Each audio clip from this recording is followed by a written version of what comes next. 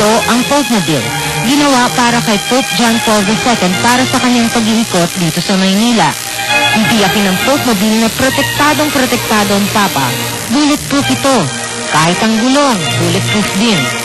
Sa loob nito makikita siya ng taong bayan mula ulo hanggang paa. Ang bubble top ay ginawa upang makatayo at makakaway ang Papa sa mga tao kahit na ito'y nasa loob ng sasakyan. Ayon kay Ben Francisco ng Francisco Motors, ang dibuho ng Popemobile na ito ay kinopya sa orihinal na Popemobile na ginagamit ng Papa sa Vatican. It's almost the same naman ang concept eh.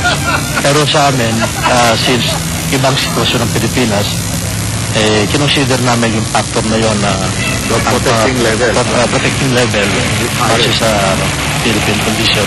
Ayon sa Francisco Motors at CTK Incorporated, subok na matatag ang Popemobile. 90 kilometers per hour ang pinakamabilis na takbo nito.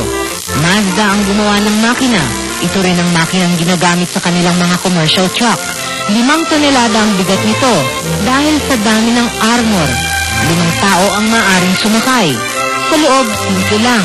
Aircon, pulang carpet, at para lalong matiyak ang seguridad ng Papa, isang miyembro ng Presidential Security Group ang magmamaneho.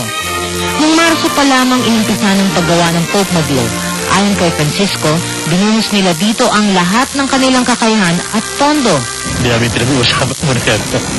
Ayon naman sa ilang opisyal ng simbahan, umaabot sa 3 milyong piso ang halaga ng Popemobile.